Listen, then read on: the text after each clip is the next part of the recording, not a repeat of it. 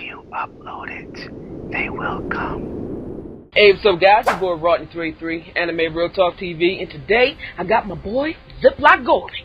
Back, people, for another episode of Game of Thrones. Good to be back. Oh yeah, and this time we're reviewing episode 8 of Game of Thrones, Second Sons. Oh man, and a lot of great things happening here. A lot of great personalities in here. You know, just I wouldn't say great in the sense of greatness, but got some strong personalities in here. Some characters that came and went, as it were. Mm-hmm. But let's go ahead and start off with the Hound and Arya. I like how Arya, after the initial altercation of, it's like a thing now. It's like whenever he goes to sleep, he has to worry about this bitch trying to kill him. So I'm like, okay, after they got past that, she kind of calmed down a little bit. And also hearing the Hound, which she didn't believe initially, but he ain't got no reason to lie about that shit. Once she put that in perspective, hearing that the Hound actually saved Sansa, kind of put her at ease a little bit. And once you realize there ain't really nothing you can do, you just fall back a little bit. I don't know. What do you think about that scene? It was definitely interesting. I don't know what to think about the Hound. I don't know what to think about him. I think he has good intentions. Obviously, he's kind of in it for himself because he wants basically to get paid by Robb. And he basically just, said before, fuck the king and all that. So, I don't know what to think about Sandor. I do like the potential that he might become, sort of a good guy, but right now he's kind of morally ambiguous, so I don't know. But I did like this scene. Obviously Arya, my favorite character, she's great. But I think, again, maybe she might get trained by him or something. Maybe they'll become close and, he'll start to train her in some type of swordsmanship or something. So I guess that'd be cool. At least he has some type of code. He even says, okay, well, there are people that would do a lot worse to you. You know what I'm saying? Right. I'm just going to carry you from here to there, and you could be getting all kinds of rape. Just all kinds. So it's he's kind of the lesser evil, but it doesn't mean he's not fairly evil. Right. You know what I'm saying? He's kind of an evil guy. He does some bad shit. However, can you understand where he's coming from? And with that, you would need a little more backstory and whatnot. But himself, he doesn't seem to want to hurt her, and that's a plus, I would say. And I think just like Jaime and Brienne, they will probably, talk it out a little more through their little travels of what's what. Because, he got a lot of that inside info. And I wonder if the actual, if he would, divulge the actual circumstances of her father's beheading to her. You know what I'm saying? Like the ins and outs. Of course he knew he was doing something wrong. Of course he knew, shit wasn't going down the way the king was trying to spin it to make it seem like her father was a traitor. So maybe those things could come out and she could get a little more information on that. You know what I'm saying? Mm-hmm. So, I'm looking forward to that. Yeah. Let's move on to Dany. She wants some more soldiers. She going in. Now she goes to see the Second Sons. Now you have a general, lieutenant, captain, and you can see all of them have very different demeanors just from, number one, how they talk, number two, how they look, and number three, just the demeanor that they have. You know what I'm saying? You got one who's kind of a pretty boy. And he kind of reminded me of Vega. Like he's talking about beauty and this and that. He's pretty much Vega. Mm-hmm. That's what I got from it. Then you got the other guy with the long hair, kind of like Middle Eastern looking. Mm-hmm. And he looks and he could be a badass himself, but he's one of the three. So obviously he got to be some type of badass at what he does, and he holds a certain type of respect. But way different than the other two. Now you want to go to the one that was the most outwardly, disrespectfully, I don't give a fuck with he was just going in. I don't know his name, but bastard or something. I don't know his name, but he was straight disrespect. I mean, yeah, he was like, yeah, I'm gonna show me a cunt, and Daenerys is like, yeah, okay, whatever. I'm gonna get you back for that, but she just going along with it. But yeah, dude was just straight disrespectful, and I mean, it's a lot of disrespectful motherfuckers on the show, but man, it just seems like they just keep topping each other. It's crazy. I don't know. It seemed like, you know, he wanted to get Daenerys like right hand woman out. Exactly. Yeah. Because to the outside looking in, she the servant pretty much. Even though Dany doesn't look at it like that anymore, but pretty much servants, whatever job they're doing, they're at any point in time to be used at your disposal for whatever you feel like, including I'm feeling like running through some hoes and I want to take this one. But you gotta cook dinner. No, bitch. I want you now. Misogyny at its highest and most brutal. You know what I'm saying? And I do like that Dany's ability to just sit there and just not really, just to take it, pretty much. You know what I'm saying? Just to play along is it's just getting better, man. I mean, yeah, she got the dragon. If she don't want to use them, she got Jorah and old boy. And then she got, you know, that one soldier that's like, that Obama looking dude. Obama with long hair. Kind of wet that nigga, but he just like, look, you want me to chop this nigga's head off? Please. Just please let me chop this motherfucker apart. And she's like, nah, just let him keep doing what he gonna do. It was cool. I like that scene. I like that character too, even though he don't got much to say and whatnot. I get a feeling he's gonna be very useful to her in the future. And more, more backstory on him and whatnot. Yeah, I think so too, man. Also, like, I get the idea that, you know, the dragons, most people are scared of them. You know, who cares? Well, until you see it, you ain't got no reason to even, like, think that they real, that they, you know, alive or whatever case. But knowing that it's a fact at this point, they're not even really scared that she has dragons. It's kind of like, you know, okay, well, you just having dragons, it may have worked on them niggas over there, but it ain't working on us over here. Right. Because, and I had the feeling like, especially the leader, I had the feeling if a dragon came up to him, he'd choke it out. Like, he'd just grab it and choke it. You know, they small enough.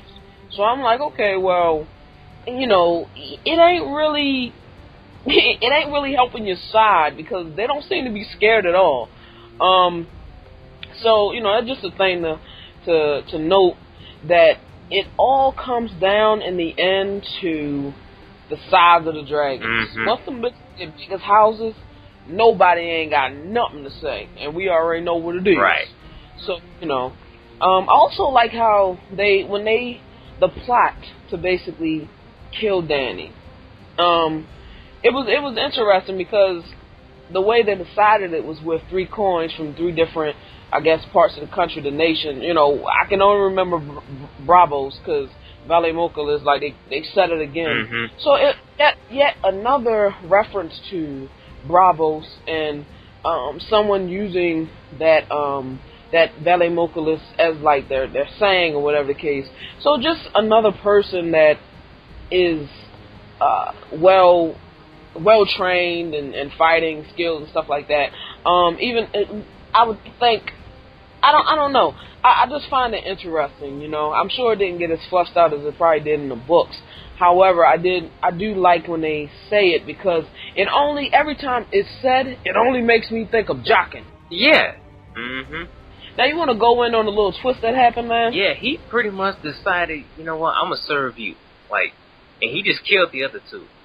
And in that moment, though, getting back on the whole thing with the dragons went around. He could have killed her right then and there. It would have been over for Dany. But the whole twist was that he was like, I guess he was just really captivated by her beauty, and he was like, you know what, I'm gonna serve you. And I thought that was a really cool scene. I like that a lot. And speaking of Jaqen, wouldn't it be interesting if that guy was Jaqen? Like, it could be. Like, it could be. I think that would be a really cool twist if that was him. It very well could be. I was trying to see. This is very meticulous stuff that we would have to like have on the top of our brains. But I was trying to identify the sword or the knife that he had on the side. It looked very unique. I can't say it looked familiar. It just looked cool. But maybe that's a telltale sign of, you know, whether it's Jaqen or whether it's somebody, a faceless man or whatever the case. So they were paying a little bit of attention to that on his hip and when he was handling it. So I was like, is the knife actually, it's his weapon of choice, is what he do, when he jukes some motherfuckers. But I don't know, is something there or not? I don't know. But yeah, that was a very interesting scene. And you know what? It seemed like she was feeling that. Yeah. She was feeling them. And I was like, okay, because, like, he did that, came up in there, infiltrated. So, at that point, you just had to show her that you're capable of doing that. It's a very awkward and just a vulnerable situation for Danny. However, she did not falter in his face. And through that, she gained a little respect for him, and I guess I would think that she liked him the way he talks about beauty and stuff like that. I think, the poetic way he speaks of, like, war and beauty and, again, like the Vega references and stuff, I think it's appealing to her. I don't know what's going on. And I'm like, wow, he just snuck right through, and that shit was, like, so slick. I think what it is that she saw a little bit, some qualities of Drogo in him, because before that, she was talking to a girl about Drogo in the language, Dothraki language. And I think when she saw him do that, she saw a little bit of Drogo in him, was like, I do kind of feel this guy, he's kind of cool, or something like that, I can see that, because, her basically, even though it took Drogo a little bit longer to get there to where he was comfortable enough to be, son of my moon, and, all of that stuff he was saying. Took him a little bit to get there. However, yeah, I could see how that could be the case of it reminding her, the words at least at this point, of, the feeling she had for Drogo and how similar they are, maybe, to do something that bold, to cut off the two men's heads that you've probably been with for a while, pillaging and, doing whatever you want. And to just turn around and flip that, it could be a decoration of love in a sense. Right. So yeah, I can definitely see that. Now, let's move on to Stannis and Melisandre and Gendry. Now, Melisandre does bring Gendry to Stannis, and Stannis identifies him, like, immediately. Which was like, I don't know, that was kind of weird. What kind of powers you got that you able to just look at him, like, he looking at the cheekbones or whatever the fuck, he like, yeah, half such and such. I'm like, nigga, are you magic or something? Like, how do you know that? You know what I'm saying? Yeah. And I'm operating off the understanding that he never seen this dude before, because he got so many, so why is it really actually, a reason that you've seen this one in particular? He may have, because of, him going through, getting to the blacksmith, stuff like that, he may remember him, but I don't know, it seemed like, wow, that came out of nowhere.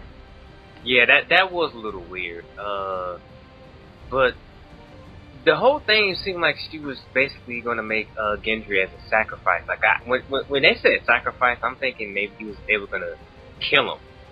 But it seemed like she instead wanted some of his blood for some reason. Yeah. She's like, the son of kings and royalty have strong blood and whatnot. Yeah, because I was told that, like, they want to make another shadow demon baby or whatever the case. So they can't use Stannis no more. They gotta use another person with the bloodline, right, or whatever the case, to use that. So that's what I was told. So it makes sense, but I was like, holy shit, is that all? Like, they got the leeches on him and everything, and he was highly seduced. Oh yes, he was seduced. You know what I'm saying? It was to the point where it was like, you know what? I don't see how anyone could say no to that. Exactly. So why don't you just go ahead and do what she do? Yeah, I thought it was that was interesting, but it remains to be seen exactly like what they're gonna do with him after that. You know what I'm saying? I don't know. Of course, they probably gonna need more blood or more whatever, but maybe they got what they need. I don't know. But another thing that was really interesting was Davos and Stannis' conversation. And even in a cell, Davos can see through the bullshit. I mean, why didn't you come get me? You could have got me yesterday or tomorrow, but you came and got me right now because y'all knew y'all was going to do something with the boy. You know what I'm saying? And it's like, you ain't fooling. You can fool everybody else, but you ain't fooling Davos. Like, he saw through what was going on. He saw that you ain't that type of person. You know what I'm saying? To really like that. But in hindsight, I can't really disagree with what Stannis is saying, because in the long run, like as he said, what's one bastard against the realm or whatever the case, you know what I'm saying? So in the long run, it is what it is. I don't know. Stannis, I don't know, he just don't seem to care for children at all, like his own daughter. Well, he kind of does care for his daughter, but it's like, her face is messed up. She got that disease and whatnot. He just keeping her in a cell. And now he just doesn't, he's willing to kill his own brother, and now he just doesn't really care about Rob's bastard son. It's just, I don't know, he just really just goes ham. He don't give a fuck. Like, yeah, like, he's under a spell. That's pretty much what it is. Well, you know what? I want to talk to you about that also, because the spell thing, okay, when he seems completely different in demeanor, tone, and clarity in this episode than he has in a while. Yeah. You know what I'm saying? I'm not sure how much time has passed. Maybe, let's give him a little time to recoup and get his mind right, whatever, right? However, when Davos came there, and before that even, it was to the point where as though she was controlling what he say. Like, you know what I'm saying? He couldn't even get a word out without referring or just mimicking what she wanted to say. Like, it was really weird. And when he talked to Davos, he was surprisingly clear. He didn't look like tired or drained or whatever the case. Yeah, he was even playing like some strategies, it seemed like, on the table. Yeah, so it's like, okay, so you back? Like, where did this come from? I guess what it was is that maybe since she was gone from him, he just kind of recuperated, and I guess now that she's back, he's kind of, I don't know, it's weird. It's strange, but I definitely think it's interesting for his character. And I thought out of everybody, he knows that, number one, Davos shouldn't have been put in there. But I can see, technically, you raising your hand to Melisandre, that's pretty much the king's chick, and you basically disrespect. So I could see that. So, let that be that. But in the end of the day, Davos is the best person for the job that he'd rather have by his side. And I don't really trust Davos to not do something to Melisandre when the time is right. Yeah. I believe he's gonna, let her do what she wanna do. It is what it is. However, when the time is right, I'll kill you and release him from your clutches. You know what I'm saying? And that proximity thing you spoke of, like, her being away and maybe he was able to just get his shit clear. There may be something to that. I had to see. Maybe she wasn't focusing her dark magic energy or the Lord Light powers on him enough or whatever the case while she was gone. So yeah, that's an interesting thing as well. Let's move on to Sansa and Tyrion. Man, he's trying hard, man. He's trying really, really hard to make her feel as comfortable and make it easy as possible. Right. Just because, and in a way, he's kind of putting himself down because, he's basically saying, well, I gotta make it easy on you because you and like most people in the world wouldn't want to marry me, and look at me, I'm a dwarf, and let me put you at ease because no one should have to, even though he got a little confident swag about him and stuff like that, I always refer back to the thing that he told Jon Snow. He was like, never forget who you are. He was like, wear it like armor, and they can never hurt you. Right. And I was like, okay, so but in a way, he discredits himself, as a person, just simply because of his stature and the way people like that are held within the realm. You know what I'm saying? You're a dwarf, you ain't shit. Straight up. You just happen to be a Lannister, whatever. Yeah, I think his drinking was more on the fact that basically his father told him, you gotta fuck him. Like, we need some kids. We need some heir. So go ahead and get it. And I think his drinking was more on the fact that he didn't want to basically rape a 14-year-old girl. Because that's basically what he's going to be doing. I mean, you can say it's not rape, but it is. Because she ain't going to want it. He ain't going to want to do it. And what's the best way for him to get away from the world, so to speak, and to get away from the situation, like metaphorically? The drink. Yeah, exactly. And you know what, though? Up until that point, I had completely forgot she was 14. Yeah. Completely. You know what I'm saying? Because in the context of the story, she's supposed to be 14. So, and you know, looking back on it, some of the decisions she made is perfectly, you know, understandable for a 14-year-old to make. And maybe I was a little bit harsh on some of the decisions she made because she's 14, and it slipped my mind. She doesn't look 14. She does. However, I still stand by some of the stuff that I said about her in previous season or whatever, because if Arya got what's going on and she can adapt to that, and she like 12 or some shit, she like 10, I don't know how old she's supposed to be, but she younger than her, and if she can get it, you should be able to get it. So all of that goes out the window when you compare the two.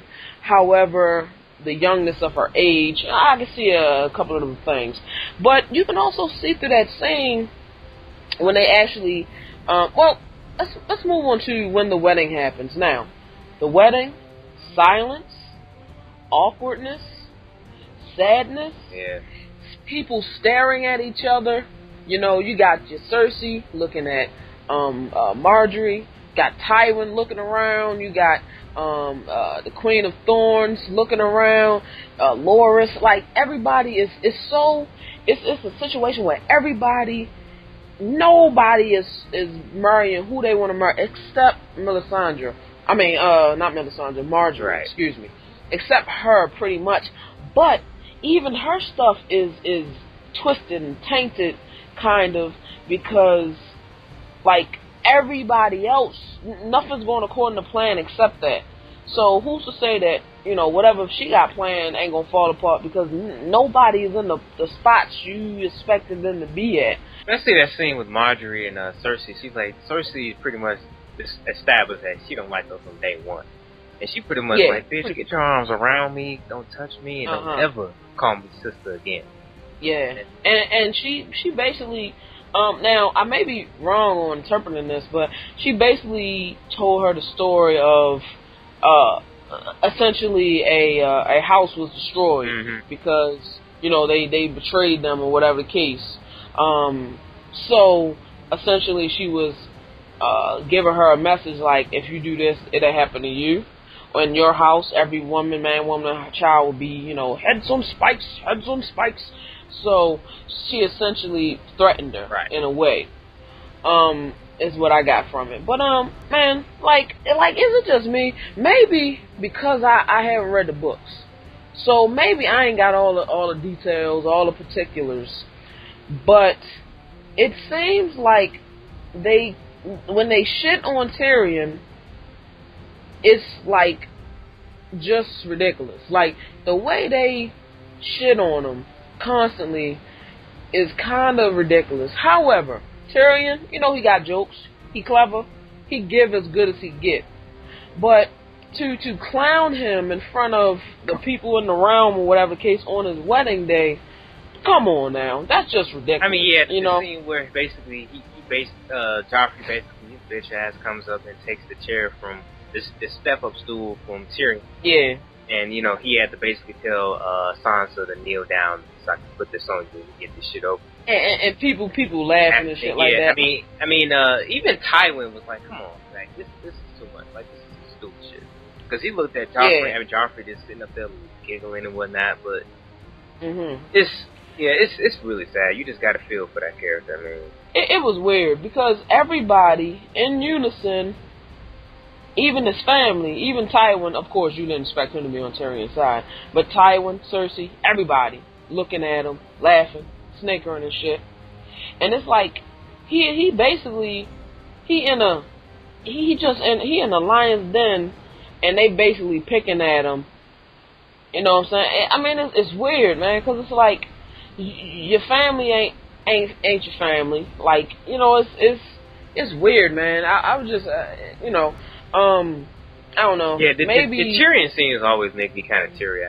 Yeah. Like, it's like maybe the show makes Tyrion seem like less of a dick and more of an awesome badass.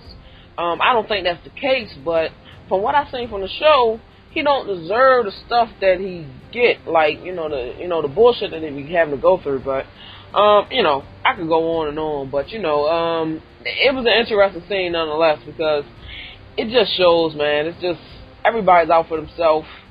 It's weird, you know. And he's got a big ass scar across his face. Right. He took that shit. He took that to the head for the round. He took that for the castle. You know what I'm saying?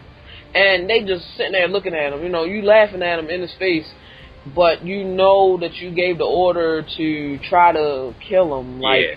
You know what I'm saying? Like, so no remorse, man. No remorse. But however, Tyrion he gets wet. He gets pissy drunk, wasted. Yeah. Now, when they get to you know, they have to consummate the marriage, and we all know what that means. And yeah, that's when you find out she's 14, and it's weird, man, because even it seemed like that sobered him up for a second. Yeah. 14. Now I see with clarity. but it's like, but I was like, oh man, and she be like saying about her neck. She do got a long ass neck, yo. She do got a long neck. She got excellent posture. I'll be slouching and shit. But anyway, but you know, it seemed like she was almost like going to like, because she took a drink herself. She took a little something, a little sip or whatnot. She was like, we gotta do this shit. And he was looking at her like, no, I can't do this, man. Like, even drunk, he just got in the chair and fell out like, fuck. You know what, though? It shows that she would be an excellent wife, yo. Like, she's obedient. You know, how many times they done told her to do some shit that she ain't want to do, and she got up and took that for the team. She in a different type of environment, and she was ready. She was like, I'm ready. You know what I'm saying? And I think it'll be a situation where Sansa eventually will come to like Tyrion. Who knows what's gonna happen past this? I don't know. Yeah. You know what I'm saying? But Tyrion is charming enough that I can, you know, probably most likely predict that in the long run she's gonna have a favorable opinion of him going forward. Thus, you know, someone is getting laid. You know what I'm saying? Also, that Joffrey thing with her and Joffrey was kind of creepy as well. As if he could get a boner, unless he pumping bitches full of arrows and shit. Right. You know what I'm saying?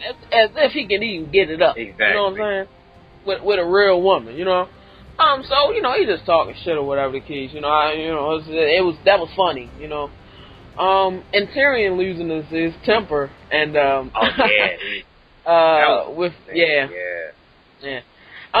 mean, in hindsight, I'm not even surprised in hindsight of what Joffrey, you know, does to him on a sneak tip, because you know he was smacked a couple times. Your boy Tyrion laid the smackdown on his ass season 1 and season 2. You know what I'm saying? So you know, I can see it. Yeah, I can see it. So, you know, it is what it is. You know, you got it in. You know, it is what it is. But, yeah, man, it's very cool. And also, you see Shay, and she's relieved that, because obviously, if he take her virginity, the shit it's going to be blood everywhere, right? You know what I'm saying? So that's what she was checking for. She was like, yay! You know what I'm saying? But even still, it's like, bitch, like, I have no choice. Exactly. What are you not understanding, bitch? You know, you want me to go above, and like, she better be something special. I'm just gonna go ahead and say it. She better be something special. She better be some type of. She better be something. Like, she better be magic, something. Because the payoff, it better be worth it. He giving up too much. He giving up common sense stuff. Like, he not doing just no-brainer stuff because she like, no.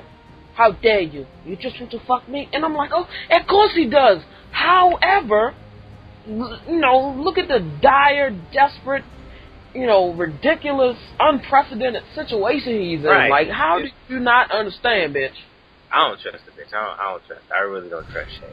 I've been saying. I was for that love, and it was really like it looked like some real stuff, and knowing what happened to Tyrion with his father, putting the whores in there and then fucking them over and stuff. You think something might be up or whatever, and I still think something might be up. However, it seemed real enough, and it seemed like they was liking it. But man, just so many things that are coming up that annoy me over time with her. You know what I'm saying? Just over time. Mm-hmm. I'm like, you can't even hide it. Like, it's all over your face when you next to Sansa and he in there. It's all over your face. You're supposed to be hiding that a little bit better. What if other people see and just make the connection? What if Cersei was there? I mean, shit like that is just like... Yeah, it's ridiculous for that character, but we'll see where that goes with her. Exactly. Now, let's go to Sam and the chick that he's with, Craster's daughter. I forget her name. Too, yeah. Yeah, whatever. But, you know what? Sam, this nigga, he could barely start the fire. He pissed me off as soon as the scene started.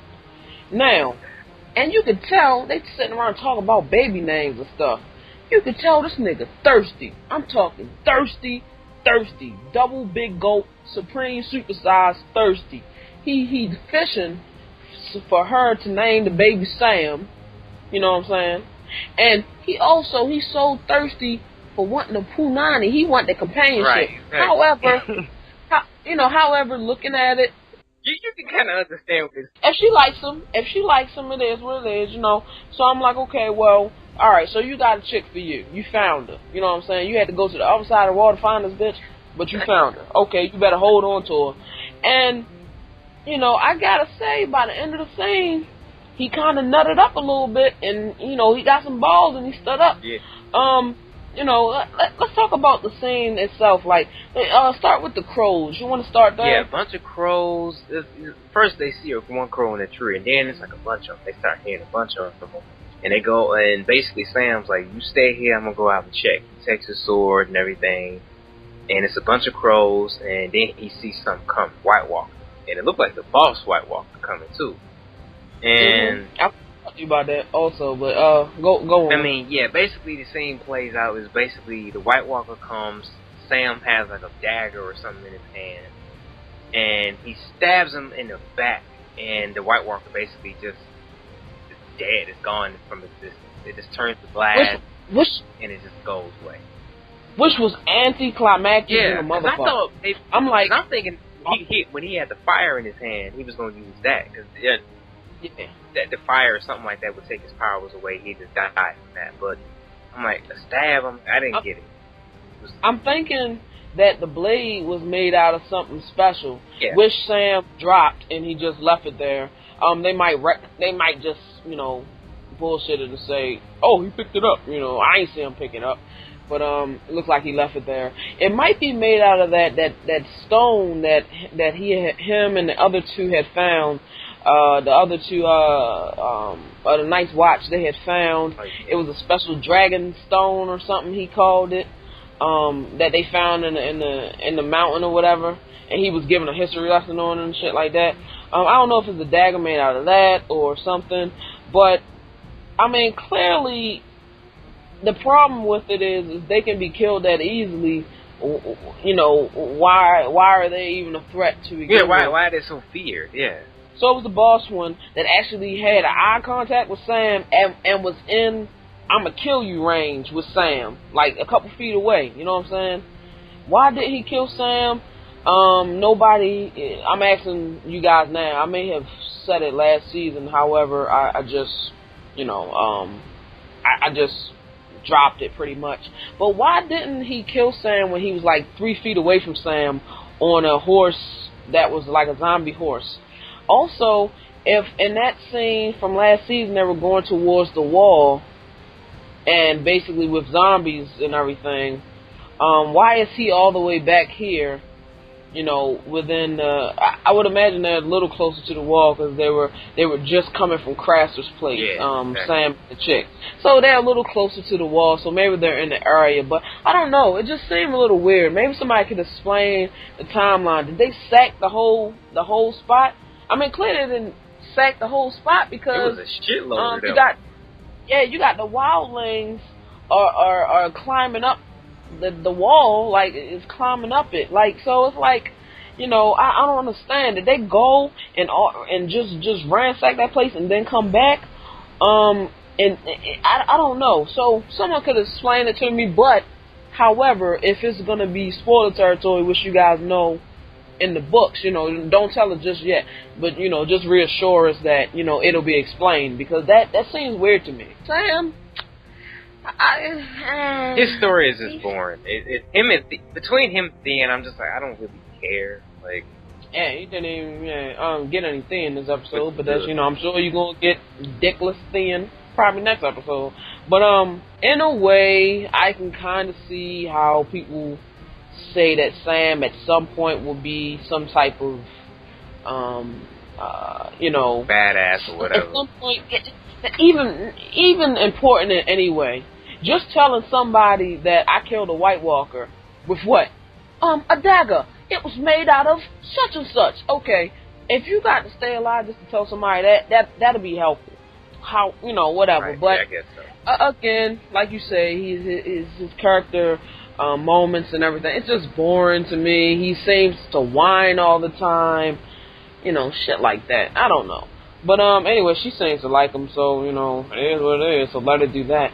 Also, with the crows and the White Walkers, it seems that, now this is crows all up in this series, which apply to multiple things, you know, Bran's dreams, or three-eyed crows, and crows, they, you know, carry messages and such.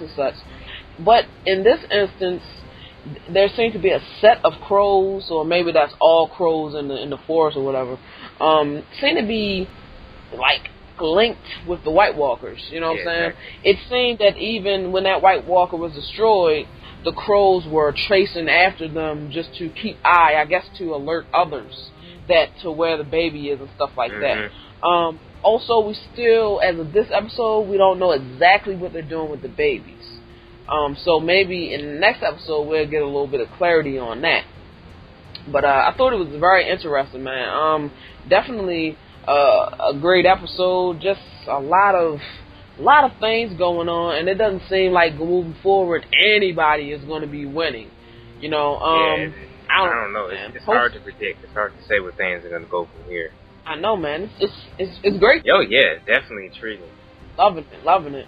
So, this is Rodney 33. I'll let you, boy. It's your boy Ziploc Glory, and I'll see y'all next week. Yeah, tell us what you guys think in the comments. You know what I'm saying? Try to keep it spoiler free. You already know what it is. Sure. All right, peace. Peace.